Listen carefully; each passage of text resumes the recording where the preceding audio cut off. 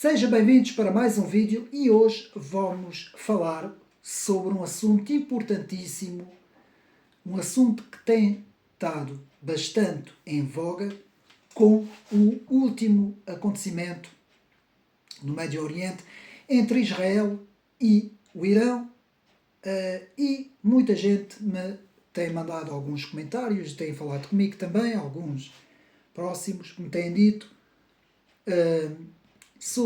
para falar sobre este assunto. Então, o assunto que eu trago aqui hoje é o assunto de Israel e a Igreja. Israel e a Igreja cristã e, principalmente, a teologia da substituição. Vamos falar desses assuntos, o que é a teologia da substituição, vamos ver o papel de Israel e vamos ver o papel da Igreja. E devo dizer que eu tenho ouvido aí muita coisa, principalmente no YouTube e também nas redes sociais, sobre esse assunto, e há uma grande divisão no meio cristão sobre este assunto. Deve a Igreja estar completamente separada de Israel? Ou seja, a Igreja tomou o lugar de Israel, aquilo que é chamada o Israel espiritual, já vamos ver isso com mais pormenor, ou deve Israel continuar com o seu papel central nas profecias, nos cumprimentos escatológicos, e a Igreja como, digamos assim, ao lado de Israel, continuando a sustentar Israel em termos espirituais, mas sem ter o papel profético que Israel vai ter. E tudo isso vamos analisar a teologia da substituição, vamos ver o porquê que uma parte cristã defende uma visão e outra parte cristã defende outra visão. Vamos perceber porquê que alguns ministros da palavra de algumas denominações falam numa judaização da Igreja, outros falam numa separação da Igreja de Israel. Enfim, vamos tentar perceber um pouco tudo isto e vou fazer isso com base em alguns livros. Portanto, 2 livros de Abraão de Almeida, que eu penso ser um autor importante. Desde já devo de dizer que a posição que eu defendo é a posição contrária à teologia da substituição, ou seja, eu defendo de que Israel é o cumprimento profético das Escrituras e continua a ser o centro no espaço e no tempo, e que a Igreja, o papel da Igreja não é o mesmo papel que Israel. Nós vamos ver isso. Ou seja, há aqueles que defendem o contrário. São os que defendem a teologia da substituição. E eu vou tentar aqui mostrar como, na minha análise, não é? Com base nas Escrituras e nos livros que eu vou mostrar, penso que a teologia da substituição, em termos bíblicos, está errada. Eu sei que as igrejas mais conservadoras, principalmente as chamadas igrejas reformadas, a maior parte destas igrejas defendem a teologia da substituição. Principalmente os chamados amilenistas. Enquanto que as igrejas pentecostais e também outras denominações, principalmente os pré-tribulacionistas, defendem, portanto, a chamada, podemos dizer, a teologia profética, ou seja, a teologia do cumprimento profético de Israel, que é a teologia contrária à teologia da substituição. Com isso eu vou apresentar aqui, portanto, Abraão de Almeida, Israel, Gog e o Anticristo. Já tinha apresentado este livro no último vídeo que fiz sobre Israel, não é? Do mesmo autor, Abraão de Almeida, Teologia Contemporânea, porque isto foca bastante estes assuntos das teologias, principalmente a teologia da substituição. não poderia deixar de apresentar a Bíblia, não é? Vamos basear este estudo sobre as Escrituras Sagradas, portanto a Bíblia de João Ferreira de Almeida, versão João Ferreira de Almeida, e principalmente a primeira parte da Bíblia, do Antigo Testamento, a Torá, ou seja, as Escrituras Sagradas do povo judeu. E vamos ver vários termos que nós precisamos de distinguir, como hebreu, como judeu, como israelita, como israelense, enfim, vamos, para não haver confusão, vamos já estudar estes termos antes de entrarmos, portanto, no estudo da teologia da substituição. Bom, em primeiro lugar, existe o judaísmo e existe o cristianismo. O cristianismo parte do judaísmo. Nós temos que entender isto logo de início. Quem acha que o cristianismo não tem nada a ver com o judaísmo está completamente errado. Em termos do espaço e do tempo, da análise da história do espaço e do tempo. Temos o judaísmo e temos o cristianismo. O cristianismo parte do judaísmo a partir de Cristo. Portanto, até aqui estamos conversados. Vamos entender que, primeiro, existe o povo hebreu. Quando falamos em povo hebreu, estamos a falar em Abraão, Isaac e Jacó. Depois José, e depois a continuação, até chegar ao reino de Judá. Ou seja, quando está aqui, vamos ter que falar sobre isso rapidamente, em termos de história, sabemos que primeiro Abraão, começam os hebreus, Abraão, Isaac e Jacó, José, toda a linhagem, Moisés, depois Josué, depois os reis, Saul, David, Salomão, por aí fora, chegamos ao reino, Israel, e depois temos, portanto, o reino dividido entre Israel, na parte do norte, e Judá, da parte do sul. Temos a primeira deportação pelos assírios, em 722, e depois temos o segundo exílio com os babilónios em 586-587. Depois, e aqui vamos recorrer à cronologia, temos depois, portanto, do cativeiro, em 587, temos a restauração e a construção do templo. Quando se dá a construção do templo por Zorobabel, no tempo de Esdra e Neemias, temos então aqui, a partir daqui, começam a chamar-se judeus e não mais hebreus. Portanto, espero que tenham compreendido até agora. Então, a partir daquele momento, ou seja, a partir da construção, porque o templo tinha sido destruído, não é? A partir da construção deste templo, temos então a nação dos judeus, ou seja, a religião judaica começa com este nome a partir daqui, porque antes eram os hebreus. Então, quando falamos em judaísmo, estamos a falar na religião. Quando falamos em hebreu, estamos a falar nos patriarcas, depois Moisés e por aí fora. Ou seja, falamos dos hebreus mais em termos bíblicos. Os hebreus, é isso que temos de fixar, em termos bíblicos. O judaísmo já não é só em termos bíblicos, mas também em termos religiosos, que vai depois continuar depois de Cristo, com o próprio desenvolvimento do judaísmo, com o chamado talmudismo. O Talmud de Jerusalém e o Talmud da Babilónia, com as suas 6 grandes compilações. Portanto, o Talmud da Babilónia, que faz as perguntas, e o Talmud de Jerusalém, que afirma. Portanto, temos agora assim, uma forma panorâmica, que eu não vou aqui fazer a história do Talmud, que não nos interessa para este vídeo.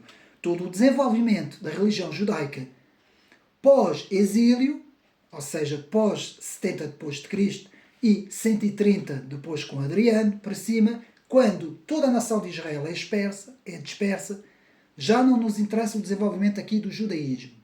O que nós vamos focar neste vídeo, para entrarmos no sujeito, que é a teologia da substituição, é o Antigo Testamento, ou seja, o Antigo Testamento na Bíblia, a Torá no judaísmo, mas mais a parte hebraica, dos hebreus, os chamados hebreus. Ou seja, aquilo que eu chamo a tradição hebraico-cristã. Para não chamar o judaico-cristã, vamos aqui referir-nos a tradição hebraico-cristã, para sermos mais explícitos. Porque o Antigo Testamento tem aqui uma importância muito grande. Então, judaísmo, religião, hebreu, os descendentes de Abraão, os patriarcas, e por aí fora.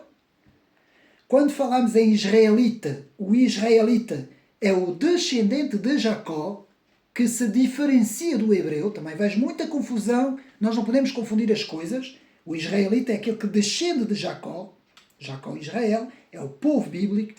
E outra confusão que ainda fazem mais, agora que eu tenho visto nesses dias com a confusão do Irão e de Israel, é quando falamos em israelense. Israelense é o cidadão de Israel. Não tem a ver com religião, tá bom? Pronto. Isto é apenas para nós não fazermos aqui as confusões. E antes de entrarmos no sujeito, também quero falar sobre as divisões do judaísmo. É importante nós sabermos isso. Temos o judaísmo ortodoxo, temos depois o judaísmo chamado conservador, ou chassídico. Depois temos o judaísmo reformista. Depois temos o judaísmo reconstrucionista, isso é importante sabermos. Ainda temos o judaísmo humanista, ou humanístico, e temos o judaísmo chamado judaísmo ateu, que também existe esse ramo ao judaísmo laico. Aqui diz judaísmo laico. Então, são 1, 2, 3, 4, 5, 6, 7 ramos, e existe o judaísmo messiânico, que é o judaísmo que hoje nos interessa. Então vamos descartar todos os outros judaísmos, que são a evolução do judaísmo pós-cristã, digamos assim. Portanto, até Cristo, o judaísmo era o judaísmo tradicional, que era chamado judaísmo, com aquilo que eu expliquei, da reconstrução, portanto, do primeiro templo, e principalmente com Esdra e Neemias, na reconstrução de Zorobabel. E até aqui temos o judaísmo, que já se diferencia do hebraísmo, ou dos hebreus. E quando chegamos a Cristo, quando se dá o nascimento de Cristo, o ministério de Cristo, a morte e a ressurreição de Cristo, temos então o início do cristianismo, que é ainda um cristianismo, como é que eu posso dizer isto? Com as suas bases bíblicas dos hebreus. Daí que podemos chamar isso de tradição hebraico-cristã. E, com isso, vamos então entrar no sujeito. Então, como vimos esses ramos todos do judaísmo, vamos apenas focar o chamado judaísmo messiânico. Bom, a diferença deste judaísmo, comparando com os outros todos, é que o judaísmo messiânico é o judaísmo que aceita Cristo, reconhece Cristo como o Messias. Todos os outros ramos que eu falei rejeitam Cristo como sendo o Messias. Portanto, e é por isso que se chama judaísmo messiânico. A diferença do judaísmo messiânico para o cristianismo E nós podemos ver muito bem isso no Novo Testamento, não é? Principalmente quando houve as conversas entre o apóstolo Paulo e o próprio apóstolo João, é os judeus praticantes do judaísmo, das leis, mas ao mesmo tempo seguidores de Cristo. E os gentios que não são judeus, que não praticam, portanto, digamos assim, os preceitos judaicos, mas que acreditam em Cristo, mas que também, a partir daqui, seguem, portanto, espiritualmente a Cristo e também acabam por ter regras espirituais, não é? E por isso é que se chamam cristãos. Tudo isso nós temos que compreender que parte da mesma árvore. Nós temos uma árvore que tem umas raízes. As raízes é a parte hebraica, depois o tronco da árvore vai subindo, é a parte, digamos assim, do desenvolvimento do judaísmo, e depois temos os ramos que são, aí já podemos falar do cristianismo, que vem do tronco. Nós temos que entender muito bem isso, porque aqueles que falam da teologia da substituição cortam a árvore, cortam os ramos da própria árvore. Nós muitas vezes já vimos aquele, não sei se é um meme, ou se é um cartoon, ou se é um desenho, que vemos uma árvore com um ramo e vemos uma pessoa sentada no ramo, não é? E essa pessoa está com um serrote e está a serrar o próprio ramo de onde está sentado, não é? Este ramo que vem do tronco da árvore, não é? Então nós temos que entender que quando nós sustentamos a teologia da substituição, nós estamos a serrar, no meu ponto de vista, atenção, eu sei que vai haver muita gente que não vai defender esse ponto de vista, mas do meu ponto de vista nós estamos a serrar, portanto, o ramo de onde nós estamos sentados e vamos acabar por cair, porque nós estamos a cortar a cabeça do tronco, do corpo, digamos assim, estamos a cortar a cabeça do corpo. E porquê? É isso que agora nós vamos analisar. Mas antes vamos ver, portanto, o que é que significa a teologia da substituição.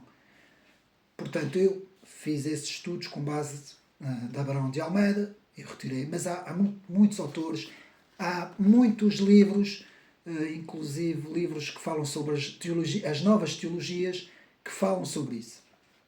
Então, vamos agora então começar o estudo. Teologia da substituição ou supersessionismo, que é assim o segundo nome, supersessionismo ou teologia da substituição. É uma interpretação cristã do Novo Testamento que vê a relação de Deus com os cristãos como sendo ou a substituição ou a realização da promessa feita aos judeus ou aos israelitas. A expressão bíblica desta relação de Deus com as pessoas é chamada de aliança, o que torna o ponto de disputa da teologia da substituição a ideia de que há uma nova aliança. Portanto, uma nova aliança com os cristãos e a igreja cristã, portanto, a igreja de Cristo, o corpo de Cristo, constituído pelos nascidos de novo, aqueles que creem em Cristo, teria substituído ou completado a aliança mosaica, ou a Torá, com os israelitas. Portanto, uma questão central na teologia da substituição é como e em que medida a ética da aliança mosaica foi colocada de lado ou mesmo completamente abolida pela nova aliança. Então, o que é que isto quer dizer? A partir de agora, segundo a ideia central da teologia da substituição, a Igreja, corpo de Cristo, substituiu o Israel. Até Cristo temos o Israel, a partir de Cristo temos a Igreja. Portanto, esta é a ideia da teologia da substituição. Ou seja, Israel, a partir de Cristo, toda a evolução de Israel, no espaço e no tempo, até os dias de hoje e no futuro, já nada tem a ver com o cumprimento profético bíblico. Isso inclui o livro da Revelação, inclui os livros proféticos de Daniel, de Ezequiel, os livros que falam nas profecias futuras, não é? E isso inclui que a partir de agora Israel já nada tem a ver. Teve a ver no passado, mas agora não tem nada a ver a partir de Cristo. Então existe aquela compartimentação que podemos falar em a lei e a graça, não é? Então temos o debaixo da lei, o período do Antigo Testamento, e temos o estar debaixo da graça a partir do Novo Testamento até hoje. Portanto, esta é a visão da teologia da substituição. Bom, agora vamos tentar ver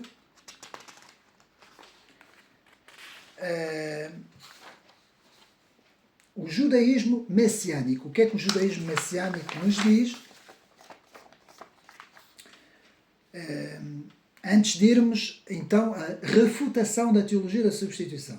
Então, o judaísmo messiânico é um novo movimento, embora para mim não é novo, porque os próprios apóstolos eram messiânicos, porque eram judeus, não eram todos judeus, eram messiânicos.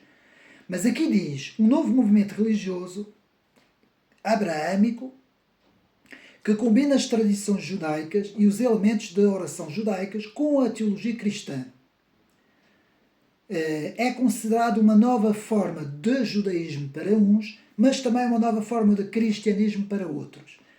Para outros é uma heresia, para outros é a evolução natural, portanto, dos judeus que creem em Cristo, não é? Pronto. Aqui temos uma noção dos termos. Agora, vamos então nos debruçar sobre a teologia da substituição e eu vou explicar aqui porque é que eu não apoio esta ideia de que Israel já não tem qualquer significado nos cumprimentos proféticos e foi deixada de lado. Eu vou explicar porque é que eu não creio nisto. Então, a Igreja substitui Israel? Ponto de interrogação. Será que a Igreja substituiu mesmo Israel? Uma falsa ideia que está ganhando popularidade entre os cristãos. Uma doutrina ensinada e propagada onde a Igreja substituiu Israel. Reparem, onde a Igreja substitui Israel. Portanto, tanto católicos como evangélicos abraçam esta ideia que, de certa forma, é uma ideia antibíblica, já vamos ver porquê, e também, de certa forma, uma ideia que tem um certo antissemitismo à mistura. E isso é muito importante, aquilo que eu acabei de dizer. E nós vamos ver que esta ideia começa ali a partir do século, podemos dizer ali a partir pode-se dizer que a partir de Constantino começam já esta ideia, quando a Igreja começa a se estatificar, a criar um Estado, não é? Ela começa a se estatificar e isso vai criar esta ideia de que Israel já não serve, de que os judeus, afinal de contas, foram eles os que mataram Cristo. Todas essas ideias, pois isso vai ser tudo amplificado na Idade Média. E nós vamos ver isso. Portanto, esta doutrina ou teologia da substituição declara que Israel foi deserdado, consequentemente perdeu a sua bênção devido aos seus pecados e às profecias acerca da sua restauração. Isto é muito importante agora. perderam a validade. Portanto, as profecias acerca da restauração de Israel perderam a validade. Nós vamos agora analisar esta situação. Então, desde os primórdios da Igreja Cristã, Israel tem um papel central na teologia. Eu vou repetir esta frase. Desde os primórdios da religião cristã, Israel tem um papel central na teologia.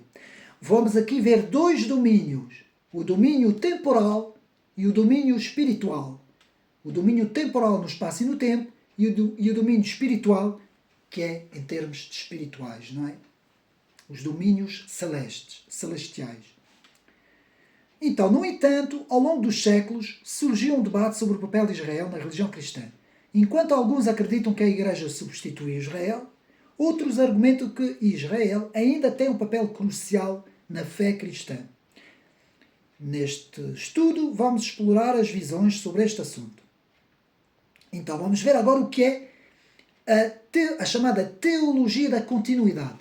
Eu sou defensor da teologia da continuidade, mas atenção, eu respeito todos os que defendem a teologia da substituição.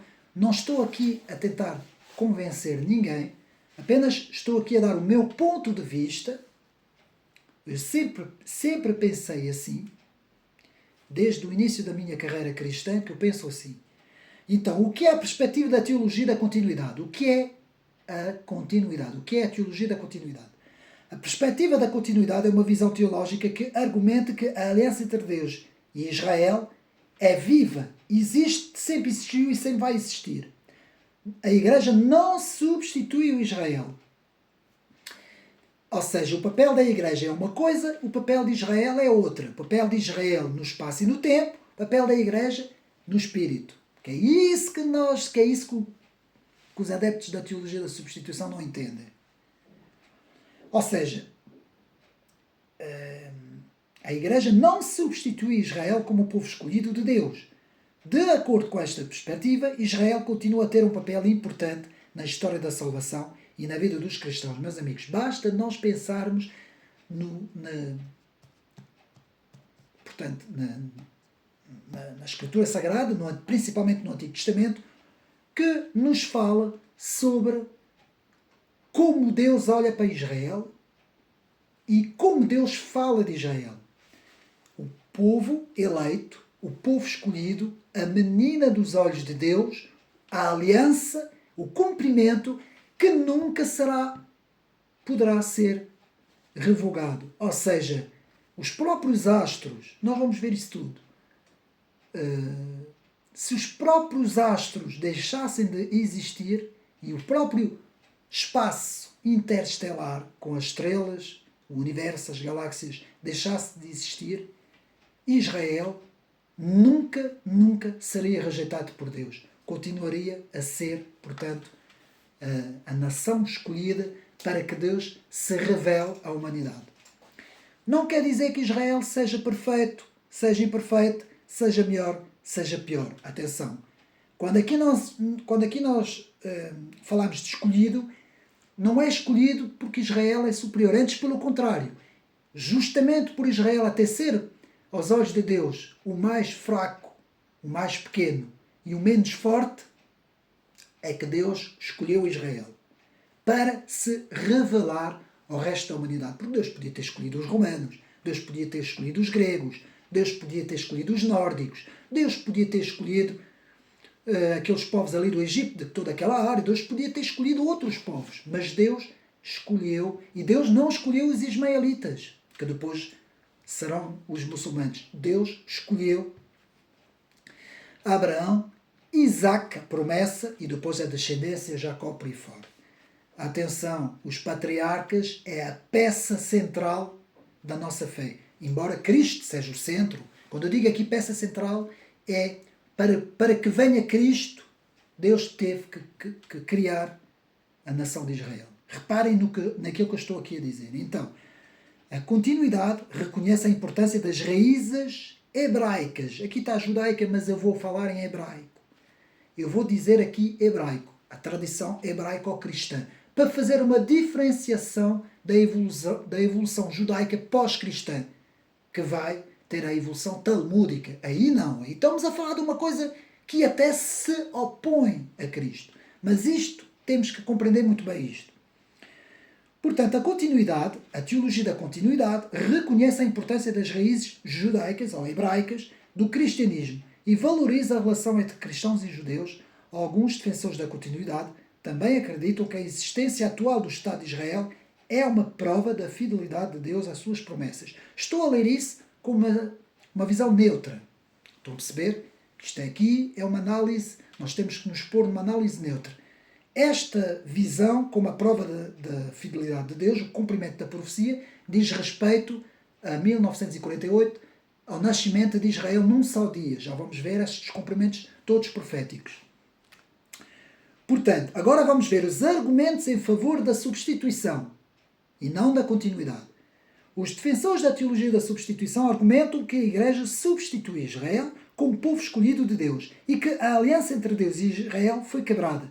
Alguns dos argumentos mais comuns em favor da substituição incluem, isso agora é muito importante, o cumprimento da promessa de Deus. A teologia da substituição argumenta que a vinda de Jesus Cristo cumpriu as promessas de Deus a Israel e que a Igreja é a nova comunidade e a nova continuidade, de certa forma, de crentes que recebeu a bênção da salvação.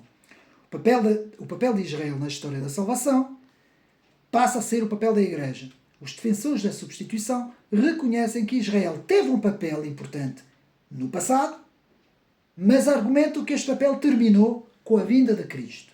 Portanto, isso é o que eles pensam. E atenção, é válido. É válido pensar assim.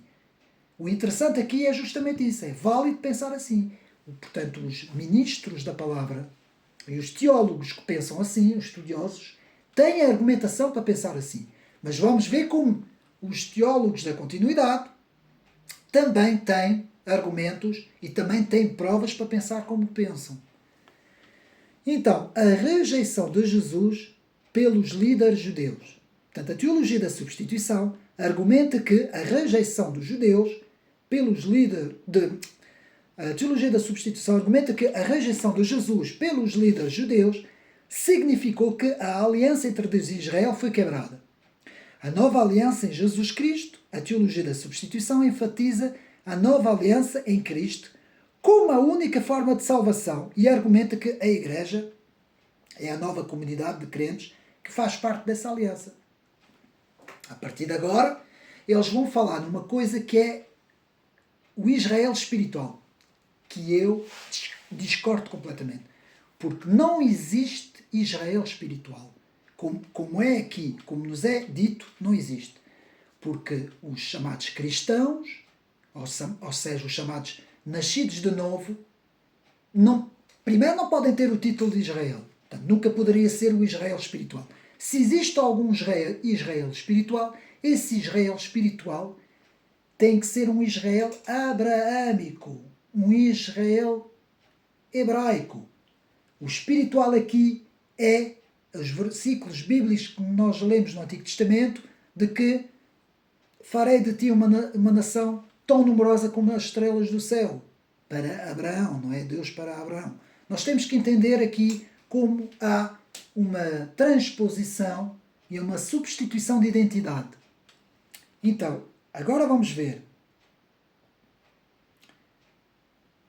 argumentos em favor de Israel, promessas eternas para Israel. Agora vamos ver os argumentos em favor da teologia da continuidade. Mas antes de irmos a esses versículos que vamos agora ler, eu passo aqui a explicar o porquê do meu posicionamento em favor da teologia da continuidade contra a teologia da substituição. Primeiro, isto aqui, meus amigos, é espiritual. Isto aqui nem sequer é temporal. Embora toda a parte seja no espaço e no tempo, mas isto aqui é uma questão espiritual. E até vou dizer outra coisa. O antissemitismo e o antisionismo e o antijudaísmo, se bem que este seja menor, estes dois, o antissemitismo e o antisionismo, isto é uma questão espiritual. E eu vou explicar porque é que é uma questão espiritual. Porque tudo isso tem a ver com o decreto de Deus. Com o mandamento de Deus, o decreto de Deus. E as forças do mal, todas as forças do mal se opõem a este decreto. Como a serpente, no jardim do Éden, a primeira coisa que faz é tentar destruir a criação, ao fim e ao cabo foi isso, atingindo Eva e Adão. Como quando Cristo nasce, quando é bebê, a primeira coisa que o inimigo faz, por intermédio do rei de Israel, não é? Nessa altura, Herodes, tentar matar as criancinhas todas, com aquela idade, aquele espaço daquela idade. Como sempre as forças do mal se opuseram a Israel desde o princípio, meus amigos. Desde o princípio, e até a própria subversão, que é esta palavra que eu utilizo, subversão dentro de Israel, dentro dos próprios religiosos, que são eles próprios, aqueles religiosos daquela altura. Nós não podemos generalizar, não podemos pôr todos os judeus no mesmo saco. Foram aqueles grupos, fariseus e saduceus, mais os fariseus, nesse caso, que que vão mandar prender o Senhor Jesus, por intermédio dos romanos, e que vão levar o Senhor Jesus à cruz. Aqueles líderes religiosos, aqueles líderes não representam todo o resto de Israel. E nessa altura, o povo, os vários grupos, essénios, fariseus, zelotes, saduceus, alguns que não eram religiosos, praticamente todo o povo, e depois havia alguns romanos. Não havia mais ninguém naquele tempo. Não havia mais povos nenhuns. Não, os muçulmanos não existiam naquele tempo. Portanto, não havia. Portanto, nós não podemos pôr tudo no mesmo saco. Não podemos dizer, por causa daquele grupo de fariseus e saduceus que levaram o Senhor à cruz, então a culpa é dos judeus. Não, isso é uma forma simplista, é um reducionismo nunca visto de culpar, de criar um bode expiatório. Não é que é isso, ao fim e ao cabo, que criaram. O próprio Senhor Jesus explica nas Escrituras Sagradas que ele levou o pecado nos seus ombros. Ele carrega o pecado da humanidade. Ele não carregou só o pecado dos judeus, dos romanos naquele tempo, e dos primeiros cristãos, que ainda não se chamavam cristãos nessa altura, são em Antioquia é que passam a ser chamados de cristãos. Mas o Senhor Jesus, naquele tempo, havia outros povos na Terra. Havia os chineses, havia outros povos no Japão, na Rússia já existiam outros povos, os mongolos, todos aqueles povos eslavos que já existiam, primitivos, mas existiam. Na América do Norte, do Centro e do Sul existiam os ameríndios, aqueles povos primitivos. Portanto, existiam muitos povos na Terra que nada tinham a ver ali com aquela zona, não é? E o próprio Cristo não morreu apenas pelos judeus, romanos e para aquela gente que estava ali. Não. Cristo vai morrer por todos os homens de todas as épocas da história, do passado, do presente e do futuro. Cristo levou com ele, carregou com ele todos os pecados da humanidade. Nós temos que compreender isto. Uma vez que compreendemos isto, descartamos completamente este argumento de que os judeus é que crucificaram Cristo, porque isto é o que criou ao longo da história o antissemitismo na Idade Média, principalmente por meio de certos líderes da igreja que existia nesse tempo, que era a Igreja Romana, e depois, mais tarde, com a criação do Estado de Israel, criou o anti-sionismo, não é? Portanto, primeiro o antissemitismo e depois o anti-sionismo. E tudo isso é uma estupidez que não tem pés na cabeça, é um bode expiatório, faz lembrar a nossa extrema-esquerda. Aliás, essa extrema-esquerda de que tanto eu falo neste canal é a primeira a ser antissemita completamente e anti-sionista. Não é? Eles são os primeiros a serem.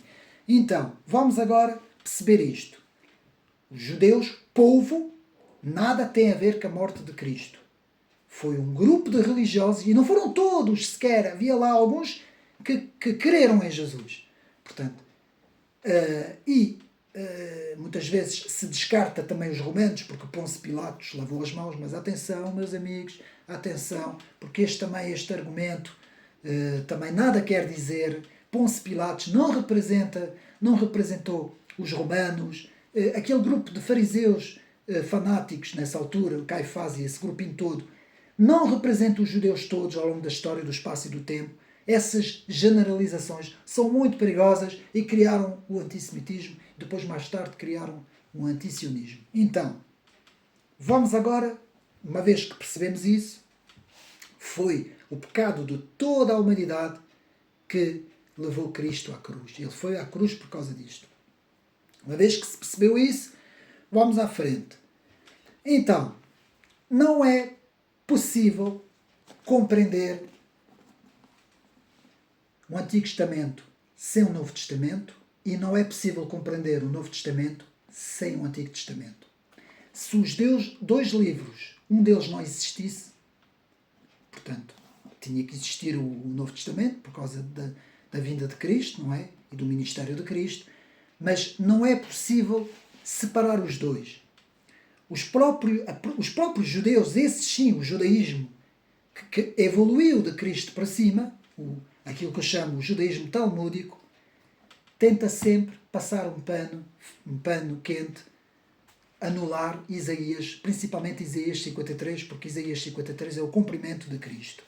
Não há maior cumprimento de Cristo do que Isaías 53, referindo aqui o Antigo Testamento. Eles tentam passar ali um pano, mas não conseguem. Não conseguem. Eles sabem muito bem o que eu estou a dizer. Então, o Novo Testamento completa o Antigo Testamento e o Antigo Testamento aponta para o Novo Testamento.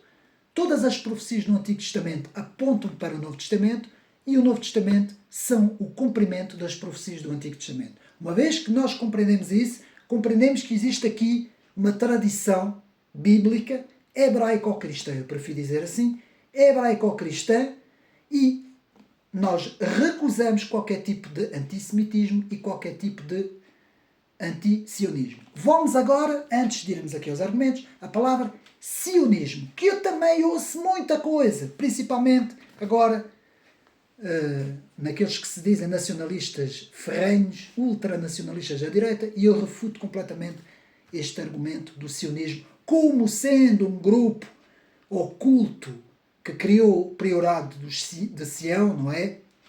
E que esse tal documento, o Priorado de Sião, que é uma farsa,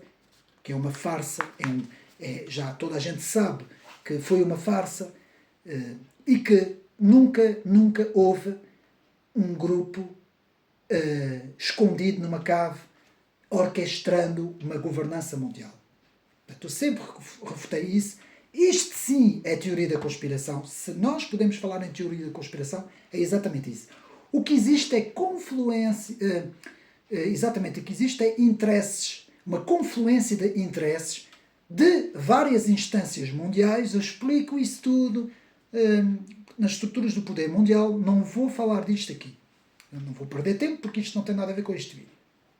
E esta história de sionismo, a palavra sionismo vem da palavra Sião, Monte Sião.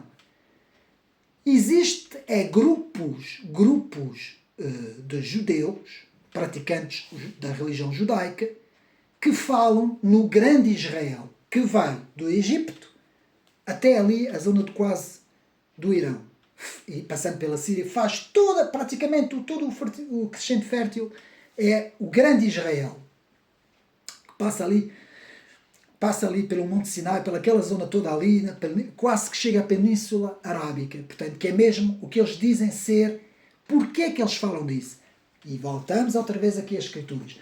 Porque está escrito que o Senhor Deus deu a terra a Israel, aos hebreus, que vai daquela parte do Egito até aos confins do norte, não é? Agora não tenho aqui o versículo de cabeça, mas é um versículo bíblico e estes grupos baseiam-se nisso, que tem uma certa verdade, porque Israel não é só aquele ponto que nós vemos ali. Hoje Israel deu tudo o que tinha para dar em troca de paz, porque é o que eles fazem, eles dão, fartam-se de dar em troca de paz. Qualquer dia são minúsculos, vão desaparecer a continuar assim, mas o Israel bíblico, aquilo que Deus deu àquele povo, é muito maior, muito maior. E as profecias dizem que Israel vai voltar a ter um espaço gigante. E existem os defensores desta visão, que é aquilo que a nossa comunicação social gosta muito de falar, os proféticos, os judeus proféticos, fanáticos da ultradireita. Pronto, eu não vou falar sobre isso aqui, mas só para dizer que a palavra sionismo vem de Sião, que quer dizer o retorno do povo à sua terra, o retorno do povo judeu à sua terra. Terra essa que Deus deu ao povo judeu, que Deus deu ao povo hebreu, não é? Que Deus disse a Abraão, vai para a terra de Canaã. Deus deu aquela terra ao povo hebreu, o povo que depois se transforma do povo judeu. E aquela terra pertence a Abraão, Isaac, Jacó e a sua descendência. E Sião quer dizer a volta para Sião. Podia ter tido outro nome, em vez de ser sionismo, podia ter-se chamado a volta ao Israel, Erz Israel, Israel grande, Erz Israel, ou Israel grande. Portanto, para nós termos em mente que essa história de um grupo mundial de grandes financeiros, nós temos que perceber que a maior parte desses grandes financeiros, com essas grandes fundações, são todos ateus, são todos de esquerda, financiam os grupos de esquerda e são anti-judeus. Eles são anti-judeus. Alguns são judeus, outros não são. São aquilo que a palavra de Deus explica como aqueles que se dizem israelitas, mas que não são. Pronto, uma vez que nós percebemos isso, vamos para a frente. Os argumentos a favor de Israel. Eu sei que estou a misturar aqui um bocadinho de política com religião, mas tem que ser. Para nós compreendermos o quadro completo, tem que ser. Então, argumentos a favor de Israel. Promessas eternas. E eu vou frisar isto. Promessas eternas para Israel. Eternas. Não tem a ver com o crente. Se o crente é gentil, se o crente é chinês, se o crente é russo, se o crente é brasileiro, se o crente é americano, se o crente é francês ou se o crente é português. Isto aqui tem a ver com Israel. O Israel bíblico. Ora, o Senhor disse a Abraão, ainda com um A, sai da tua terra, da tua parentela e da tua casa, do teu pai, e vai para a terra que eu te mostrarei. De ti farei uma grande nação e te abençoarei e te engrandecerei o nome. Se tu uma bênção, abençoarei os que te abençoarem e amaldiçoarei os que te amaldiçoarem. Em ti serão benditas todas as famílias da terra. Eu agora aqui quero fazer aqui uma pergunta a vocês todos. Vocês acham que Deus faz promessas? Eu faço promessas até Jesus. Depois de Jesus as promessas já não valem nada. Deus não mente. O único ser celeste, universal, que é o Criador, é o único que não mente. Toda a criação mente. Dos homens, não é? Estou a falar dos homens.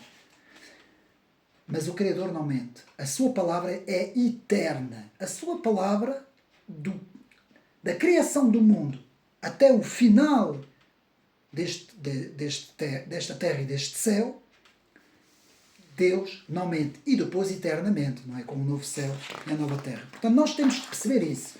Agora, Gênesis 12, do versículo 1 ao versículo 3, que nos diz o seguinte: E estabelecerei o meu concerto entre mim e ti, e a tua semente depois de ti, em suas gerações, por concerto perpétuo, para te ser a ti por Deus, e a tua semente depois de ti. E te darei a ti e a tua semente depois de ti, a terra da tua peregrinação, toda a terra de Canaã, em perpétua possessão. E serei-eis o seu Deus. Reparem bem. Gênesis 17, de 7 a 8. Lembra-se perpetuamente do seu concerto, da palavra que mandou, até milhares de gerações, do concerto que fez com Abraão, agora com os dois A's, e do seu juramento a Isaac, a qual ele confirmou a Jacó por estatuto e a terra por concerto eterno, dizendo: a ti darei a terra de Canaã por limite da vossa herança. Meus amigos, eu até estou-me a arrepiar, isto é profético, isto é um cumprimento até ao final. Isto não é, Jesus não anulou, o próprio Senhor Jesus diz, eu não vim anular a lei. Antes, pelo contrário, eu vim cumprir a lei. Eu vim cumprir tudo o que está aqui escrito. Jesus cumpriu isso exatamente. Estão a ver? Agora, Salmos 105, 8, 11. Salmos 105, 8, 11. Israel é o centro da terra.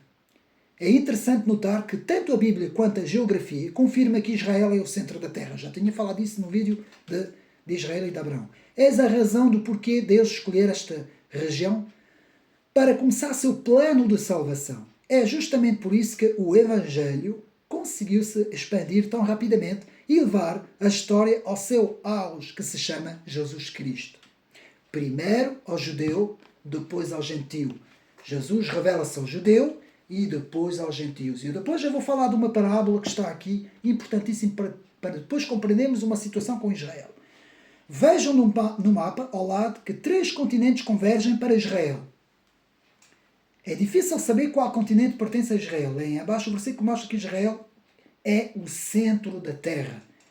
Isso a fim de tomar o despojo e de arrebatar a pressa e tomar a tua mão contra as terras desertas que agora se habitam e contra o povo que se ajuntou dentre as nações, a qual tem gado e possessões e habita no meio da terra. No meio da terra. Ezequiel 38, 12. Ezequiel 38, 12. Na Bíblia aparece 202 vezes a expressão o Deus de Israel. 202 vezes a expressão o Deus de Israel. Não é o Deus da igreja, não aparece lá a dizer o Deus da igreja. É o Deus de Israel. 7 vezes o Deus de Abraão, Deus de Isaac e Deus de Jacó. Deus chama os judeus de eleitos ou escolhidos. Quer a gente quer, quer a gente não quer. Muitas vezes a palavra Israel aparece em 2.296 versículos da Bíblia e Jerusalém 772 versículos. A igreja substitui Israel? Ponto de interrogação. Pensamento de Paulo, apóstolo Paulo. A igreja substitui Israel? Vejamos o que pensa o apóstolo Paulo na carta enviada aos Romanos. Uma exposição detalhada com palavras fortíssimas ligadas ao futuro de Israel, que diz assim: digo, pois, porventura rejeitou Deus o seu povo? Ponto de interrogação. De modo nenhum, porque também eu sou israelita, da descendência de Abraão, da tribo de Benjamim. Romanos capítulo 11. Sempre nos discursos de Paulo, nas cartas, ele tem por característica perguntar e responder em simultâneo. No versículo acima ele pergunta se Deus rejeitou o seu povo e a resposta é enfática: de modo nenhum. Deus não rejeitou o seu povo, que antes conheceu. Ou não sabeis o que a Escritura diz de Elias? Como fala Deus contra Israel, dizendo, no versículo 2 ele volta a repetir: Deus não rejeitou o seu povo. Digo, pois, porventura, tropeçaram para que caíssem? De modo nenhum. Mas pela sua queda veio a salvação aos gentios. Reparem agora bem, pela sua queda vem a salvação aos gentios para os incitar à emulação. Agora o apóstolo Paulo, troca a palavra rejeitar por tropeçar. E a resposta novamente é de modo nenhum. E aqui diz: e se a sua queda é a riqueza do mundo e a sua diminuição a riqueza dos gentios, quanto mais a sua plenitude. No final, eles será a cereja em cima do bolo. Não é? O bolo são os gentios, a cereja é Israel. Porque não quero, irmãos, que ignoreis este segredo, que o endurecimento venha parte sobre Israel, até que a plenitude dos gentios haja entrado. A expressão até que estabelece um ponto no tempo, cujo desfecho é a entrada da plenitude dos gentios. E então todo Israel será salvo. Repare que o plano da salvação para Israel continua ativo. E no versículo 27 Paulo deixa claro: os pecados deles serão tirados. Só podemos pensar em tirar pecados futuramente, quando Jesus voltar. E assim todo Israel será salvo, como está escrito. Reparem, para mim esse é o versículo principal, que destrói completamente a teologia da substituição. Podem vir todos os grandes teólogos, evangelistas, pregadores. Sei que no Brasil há um pastor muito conhecido, que eu respeito muito, que é o Nicodemos, que defende essa posição da teologia da substituição. Mas se eles meditarem perfeitamente no texto bíblico, vão chegar à conclusão que estão errados. E agora, e assim todo Israel será salvo, como está escrito: de Sião virá o libertador, e desviará de Jacó as impiedades. E este será o meu concerto com eles, quando eu tirar os seus pecados. Assim que, quanto ao Evangelho, são inimigos por causa de vós, mas quanto à eleição, amados por causa dos pais. Eu podia acabar aqui o vídeo e ir embora, porque ninguém pode refutar isto que está aqui. Ninguém. Eu vou repetir. Assim que, quanto ao Evangelho, são inimigos, porque eles ainda não reconheceram Cristo, eles esperam que o Messias venha, o Messias que eles depois vão reconhecer quem é o Messias, por causa de vós, cristãos, mas quanto à eleição, amados por causa dos pais. Quem são os pais? Tradição hebraica: Abraão, Isaac, Jacó. Meus amigos, quantas vezes nós oramos a Deus, Pai Celestial, Pai de Abraão, Isaac e Jacó? Quantas vezes nós fazemos esta oração? Então, pelo facto de terem rejeitado Jesus como seu Messias, e Jesus sendo a figura principal do Evangelho, peça central da salvação, eles tornaram-se inimigos do próprio Evangelho.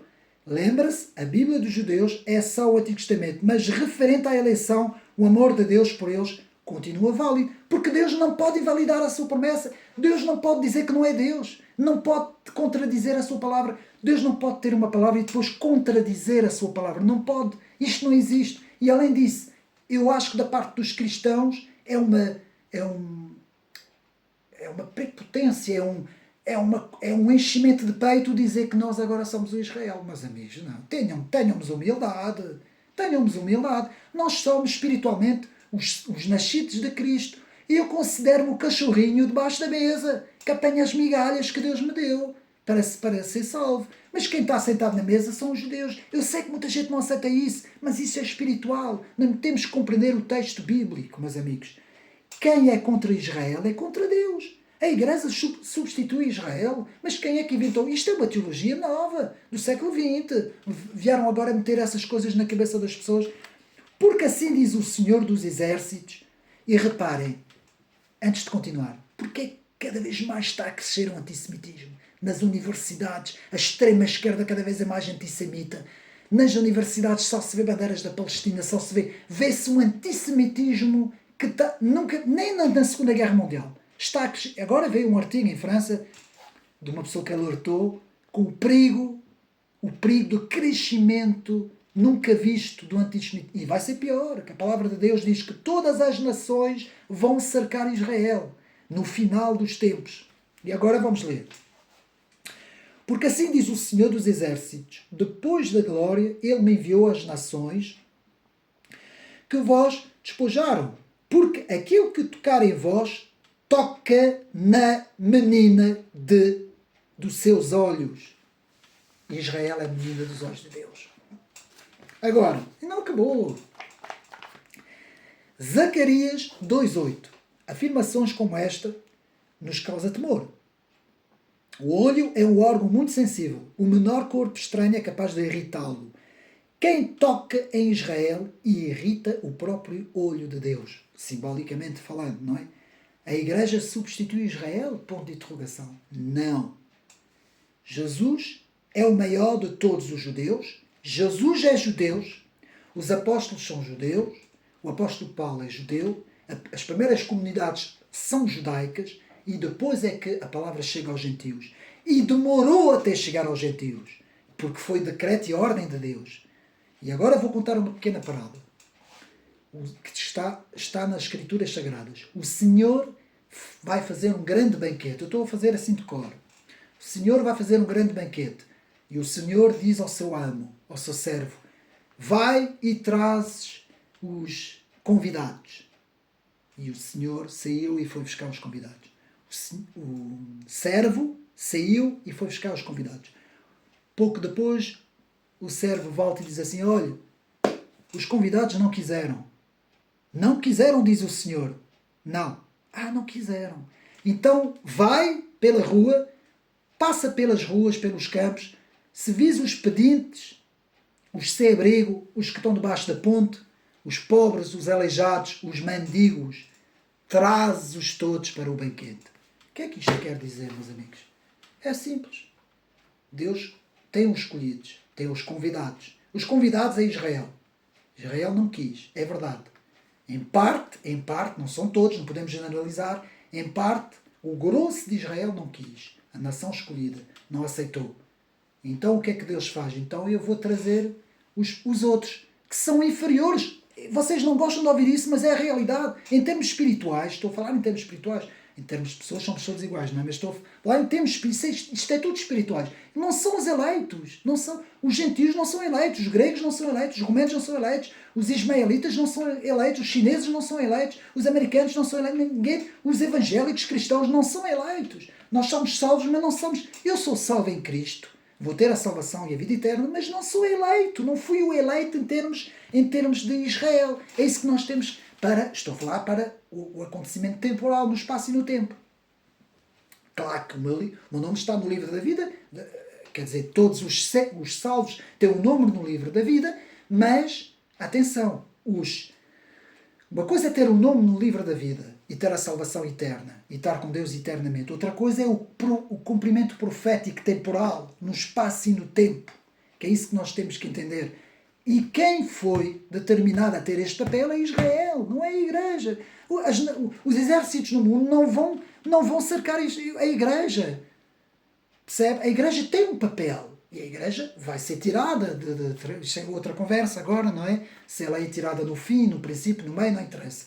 Mas Deus vai poupar a Igreja. Mas Deus continua a ter... Aliás, até os 144 mil, é isso, meus amigos. Mas isto será para outro vídeo que eu vou fazer. Então vamos continuar. Portanto, Jesus é o maior de todos os judeus. Há 2000 anos ele nasceu como judeu, viveu e desenvolveu o seu ministério como judeu, morreu e sepultado como judeu, tinha as tradições judaicas, nasceu numa família judaica, Maria e José eram judeus. Na sua cruz foi colocada a frase em 3 idiomas: este é o rei dos judeus. Depois ressuscitou, sendo elevado aos céus como judeu. Ele voltará novamente como judeu. Seus pés pisarão o Monte das Oliveiras e o seu trono será em Jerusalém e de lá governará o mundo. Meus amigos, venha quem vier. Ele não vai voltar na China, nos Estados Unidos, na França ou no Brasil, em Portugal. Ele vai voltar em Jerusalém. Quem é contra os judeus também é contra o maior de todos os judeus. Quem foi o maior de todos os judeus na terra até hoje? O único homem, o Filho do Homem, proclamou-se Filho do Homem e era ao mesmo tempo o Filho de Deus, o Emanuel, o Deus connosco. Foi o Senhor Jesus. Portanto, a Bíblia diz: a salvação veio dos judeus. Vós adorais o que não sabeis. Nós adoramos o que sabemos, porque a salvação veio dos judeus. Lembram-se quando o Senhor Jesus fala com a samaritana? Quem era o povo samaritano? Alguns nem sabem. Alguns da teologia da substituição nem sequer sabem. O povo samaritano, quem é que me sabe dizer que é o povo samaritano? Eu explico. O povo samaritano, quando houve a deportação em 722 para a Síria, do Reino do Norte. Depois há a deportação 586, 587 para a Babilónia, do Reino do Sul. O que é que aconteceu? Quando, ao voltar, portanto foram os do Norte, foram para a Síria. 200 anos depois, os do Sul vão para a Babilónia. 70 anos depois, os do Sul voltam, chegam a Israel, tanto no Sul como no Norte. O que é que eles vão encontrar lá? Um povo que estava lá e que diz: não, mas a gente somos os que ficamos cá.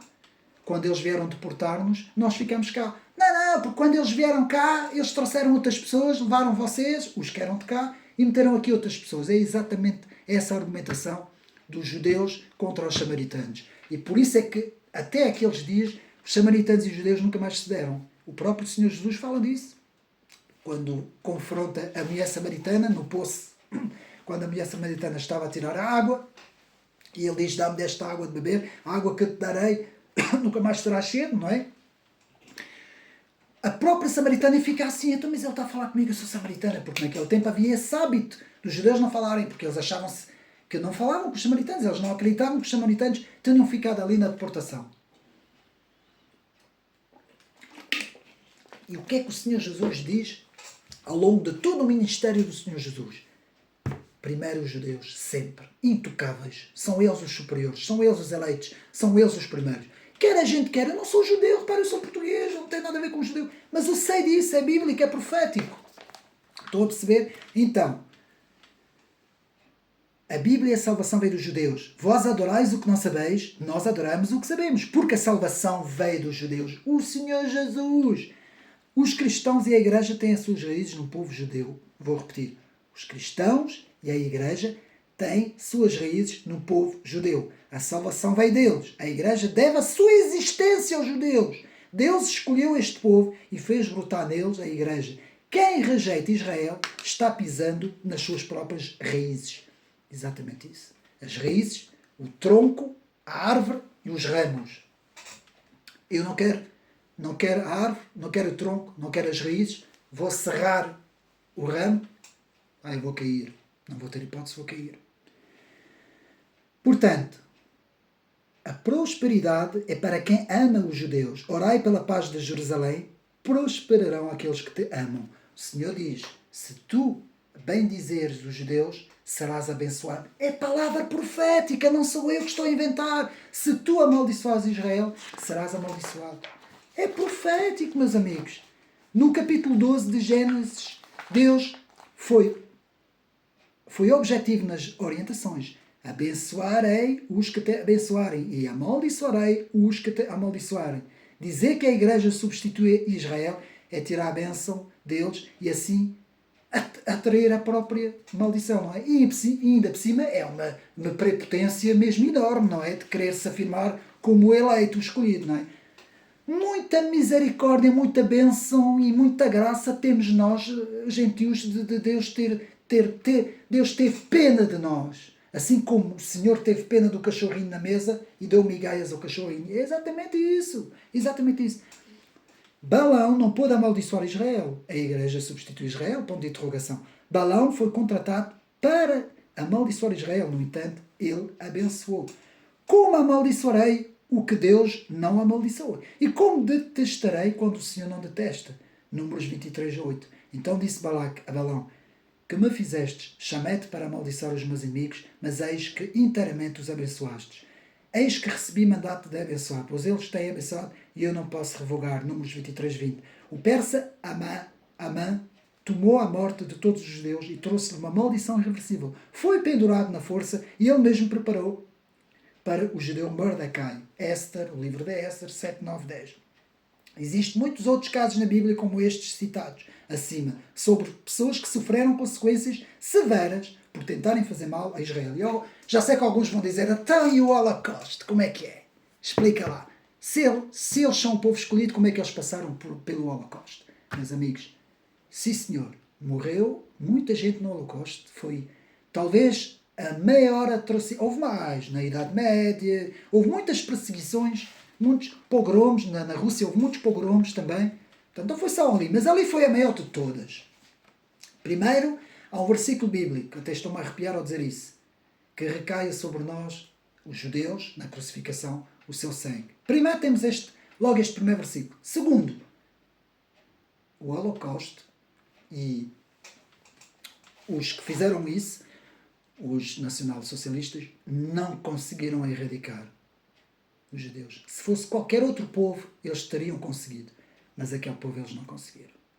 Porque aquele povo logo a seguir renasce das cinzas. Assim como uma fênix renasce das cinzas, eles renasceram logo a seguir. E hoje, digo-vos já que a nação, sem ser os Estados Unidos, é capaz de ser uma das nações mais fortes que existe ali.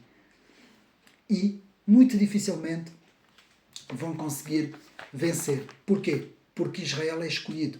Não podem. Eles querem riscar Israel no mapa. O único povo, a única nação que querem arriscar do mapa é Israel. Vocês não vão ouvir isso por mais nenhuma nação. Os Estados Unidos também ouvem um bocadinho isso porque está unido com Israel. Até agora tem estado aliado a Israel, não é? Mas vocês nunca, assim como Anticristo, vocês nunca vão ouvir outra, vocês nunca vão ouvir anti-Maomé, nunca vão ouvir anti-Buda, nunca vão ouvir anti-Confúcio, nunca vão ouvir... Não, vocês nunca vão ouvir. Nem anti-Moisés, nem anti, porque pronto, foram os profetas, não é? Porquê que é anticristo? E porquê que é morta Israel? E anti-Israel? Cristo, israelita, povo judeu, Salvador, Rei dos Judeus. Na cruz ele teve a sua própria insígnia em cima da cruz, não é? Portanto, logo aí vemos logo aí porque é que a história antes e depois de Cristo. Ele veio, a única coisa que Deus fez foi, por intermédio de Israel, eu vou abençoar os gentios. E é exatamente isso que está escrito na Bíblia. Quando Deus vira-se para Abraão e diz: em ti abençoarei todas as nações e todas as famílias da terra. Tudo cumprido, tudo profético, tudo aqui escrito, meus amigos. Não sou eu, não estou a inventar, eu só estou a dizer aquilo que está escrito. Então, Israel é o ponteiro do relógio de Deus. Já sei que aquela malta toda, a milenista, aquela malta toda conservadora das igrejas, aquela malta toda de teologia da substituição, vou dizer que não pode ser. E o Senhor vos espalhará entre todos os povos, desde uma extremidade da terra até a outra extremidade da terra. Deuteronômio 28, 64. Mas vive o Senhor que fez subir os filhos de Israel da terra do norte e de todas as terras por onde os tinha lançado. Porque eu os farei voltar à sua terra, que dei a seus pais. Jeremias 16,15. Não temas, pois, porque estou contigo. Trarei a tua semente desde o Oriente e te ajuntarei desde o Ocidente. Isaías 43,5. Direi ao norte, dá, e ao sul, não retenhas. Trazei meus filhos de longe e minhas filhas das extremidades da terra. Isaías 43,6. E os plantarei na sua terra, e não serão mais arrancados da sua terra, que lhes dei, diz o Senhor teu Deus. Amós 9,5. Uma análise dos testes acima, e teremos as seguintes informações que nos ajudarão a compreender o desfecho da história de Israel. Pela rebeldia de Israel, Deus os espalhou pela extremidade da terra. Depois prometeu que os faria voltar do norte, do sul e das extremidades da terra. E por fim, implantou Israel na terra para nunca mais sair. A volta de Jesus para buscar a igreja é estritamente ligada com a formação de Israel, do Estado de Israel. Tudo está ligado. 1948, a formação do Estado no seu dia. A volta, no dia 14 de maio de 1948, sob a liderança de Theodor Herzl, foi fundado o novo Estado de Israel, com milhares de judeus retornando para a sua terra. Este é o maior sinal da volta de Cristo. O próprio Jesus falou, olhai para a figueira, e a figueira é Israel. Vocês sabiam, curiosidade, mas curiosidade muito importante, que no judaísmo ortodoxo, que também é chamado ultra-ortodoxo, existe um ramo que agora tem um nome assim um bocadinho mais complicado, eu não o tenho aqui, dos Haredi, faz parte do grupo dos Haredi, mas não são os Haredis todos, porque é muito complexo e há muitos grupos dentro do judaísmo ortodoxo. Existem pelo menos 2 grupos grandes, dentro, e vários outros grupos, mas existem 2 grupos grandes dos Haredis, é assim que se diz, não sei se é assim que se diz, Haredi, eu não conheço o aramaico, nem o hebraico, não é? Do judaísmo ortodoxo, que este grupo, os Haredi, 1 ou 2 desses grupos, são anti-sionistas, anti-Israel, anti-Estado de Israel. Eles queimam bandeiras de Israel. Fazem reuniões com o Hamas. Andam com a bandeira, em casa tem a bandeira da Palestina, dizem eles, porque isso é outra estupidez. Um dia vou explicar porque é que o próprio Hamas é anti-Estado, nação, mas depois eu vou explicar isso. Isto é uma pura instrumentalização que se passa ali, mas eu vou explicar isso. Porquê que estes judeus, aqueles que a gente vê, que aqueles chapéus todos vestidos de preto, que aqueles cabelos assim, não sei o quê, são anti-Israel, anti-sionistas, tudo contra, anti-messiânicos. Se eles apanham um judeu messiânico. Porquê? Porque eles dizem que não pode existir o Estado de Israel até que volte o Messias. Estão a perceber? Ou seja, 1948, Israel nasce no seu dia e todos os Estados árabes vão atacar Israel no próprio dia. É o cumprimento profético. É precisamente por Jesus ter voltado que a nação de Israel que nasce a nação de Israel. Ora, esses grupos, não são todos, há muitos aredis que estão a favor do Estado de Israel, mas alguns desses grupos são contra o Estado de Israel, porque se eles aceitarem o Estado de Israel, têm que aceitar o versículo bíblico que diz que poderá nascer um Estado num só dia. O nascimento de Israel em 1948. Estão a perceber aqui o porquê que existe essa oposição? Isto é espiritual, meus amigos. Isto é um peso muito grande espiritual. Portanto, então vamos continuar. Portanto, o próprio Jesus falou: olhai para a figueira, e a figueira é Israel. Exatamente.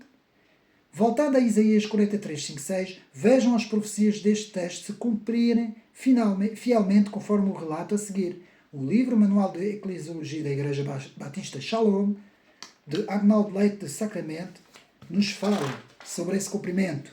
O Oriente, da Índia, Afeganistão, Malásia, China, Iraque, Babilónia, do Iraque, uma comunidade inteira, 113 mil pessoas regressaram a Israel em 1959. No Ocidente, ajuntarei uma seleção de judeus do Ocidente regressou, enquanto outros permanecem lá, apoiando Israel, com as suas finanças, os Estados Unidos da América. Norte, entrega. Havia cerca de 3 bilhões de judeus da União Soviética. Todos voltaram. Por ordem divina, eles saíram em 1990. Milhares regressaram a Israel. Sul, não retenhas, do Iêmen, uma comunidade de 43 mil judeus atravessaram a Península da Arábia, chegaram à colónia britânica de Aden, rumo à terra dos seus pais. Da Etiópia, os judeus da Etiópia, 2/3 regressaram a Israel por serem de pele escura. Não foram logo aceitos pelos rabinos, mas aos poucos foram-se integrando. A extremidade da terra, o povo voltou para Israel, da Manchúria, da China, da Austrália, da Nova Zelândia, da Rússia, da Libéria, da Escandinávia, da Grã-Bretanha, da América do Norte, do Sul, da Índia, da Ásia, da Pérsia e do Iraque. Todos voltaram.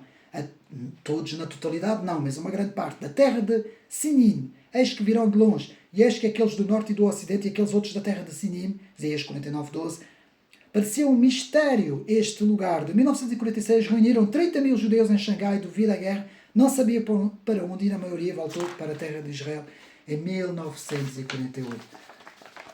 E agora, considerações finais. A Igreja substitui Israel? Ponto de interrogação. A resposta é não. Segundo, a carta aos Romanos, capítulo 11, a Igreja foi enxertada na figueira. Israel é a raiz e a Igreja são os ramos. Eu vou repetir. Cada um tem o seu papel.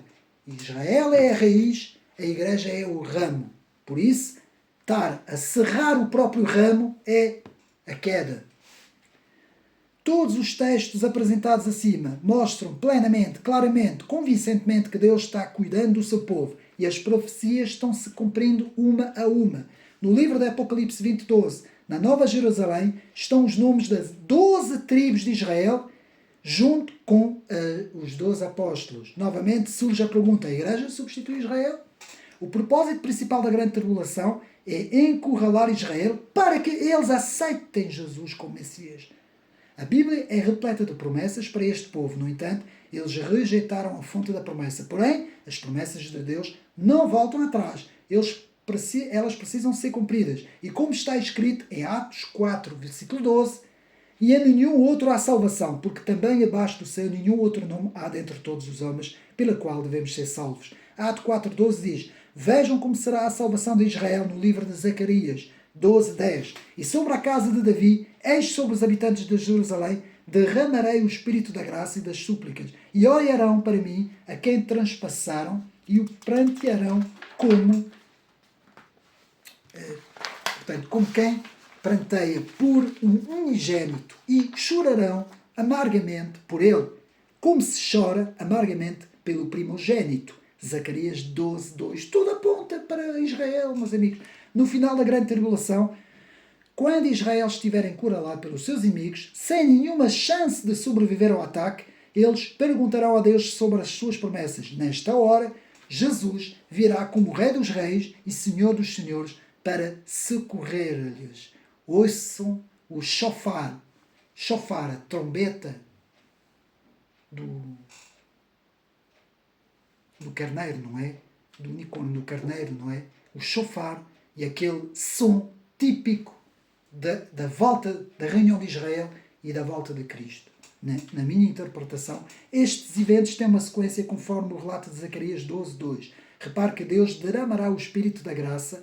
Segundo Efésios 2:8, somos salvos pela graça, Com os judeus não será diferente ao rejeitar Jesus. Rejeitaram também a graça e estão presos na lei. É verdade, tudo isso é verdade.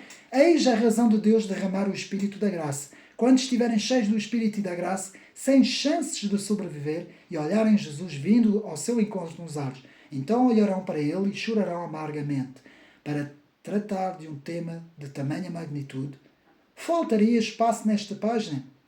Pronto, agora aqui acaba o estudo. Meus amigos, este foi a minha interpretação e a interpretação de quem pensa também desta forma. Os que pensam de outra forma, nós respeitamos, eu respeito, assim como eu acho que eles também devem respeitar. Mas eu penso que toda a profecia do Antigo Testamento aponta para o Novo Testamento, e não esquecendo que o próprio Cristo era judeu, e não se esquecendo da prova da restauração de Israel. Existe um artigo que eu tenho aqui muito antigo quer dizer, deve ser para aí de 1999 a 2000, muito interessante, mais uma vez, de Abraão de Almeida, sobre a restauração de Israel. Portanto, eu tenho aqui, não vou ler agora, senão vai se tornar, mas é praticamente tudo o que temos estado a falar. E o próprio artigo acaba, portanto, acaba dizendo que acaba com esta pequena história de que perguntaram qual era a maior prova da existência de Deus na Terra, e a resposta foi Israel. Israel é a prova absoluta de Deus e de Cristo. Não esquecendo Yeshua, o nosso Salvador, o Cristo vivo, que pela sua graça, pela graça de Deus, nos dá acesso à salvação, à vida eterna. Nós, a Igreja, o corpo de Cristo, todos os nascidos de novo da terra, juntos formam a Igreja. E depois temos a nação Israel, que é a nação profética, por onde tudo aconteceu e por onde tudo vai acontecer. Portanto, meus amigos, não façamos o erro de substituir e deixar para trás e não olhar para aquilo que se está a passar no Médio Oriente e no mundo e na história, não é? Ter a Bíblia na mão, como eu costumo dizer, e o olho nos acontecimentos. Antigamente era o jornal, hoje é o olho nos vídeos, nas redes sociais e na comunicação, não é? E termos em mente de que nós temos uma origem. Nós temos uma origem. Quer a gente quer a gente não, nós temos uma origem que vem da Torá e que depois constituiu o Antigo e o Antigo Testamento, não é? Os 5 primeiros livros do Antigo Testamento. Nós temos a nossa origem, de onde nós viemos. Nunca podemos esquecer de onde nós viemos. O próprio grande conservador, agora deu-me uma branca, como é que ele chama-se? O grande conservador, que dizia que os povos que não olham para trás não merecem, que não sabem olhar para a história para trás, e não merecem ter futuro, não é?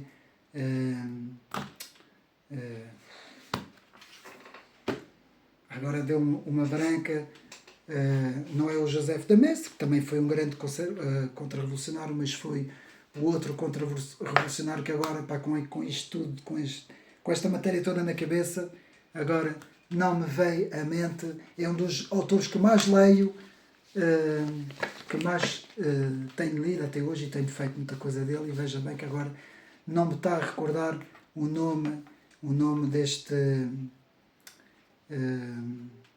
que era irlandês, não é? Que era irlandês, e agora não me está a ver o nome. Aliás, ele tem ali o livro. Onde é que está? E está mesmo ali o livro. Bom, não vale a pena, que eu estou a perder tempo.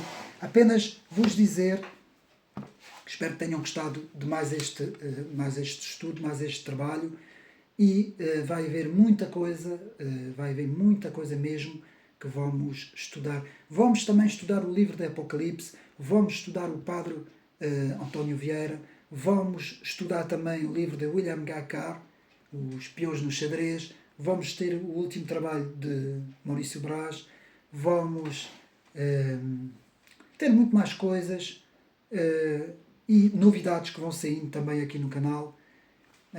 Mais uma vez, espero que tenham gostado de mais este vídeo. Um abraço e até uma próxima.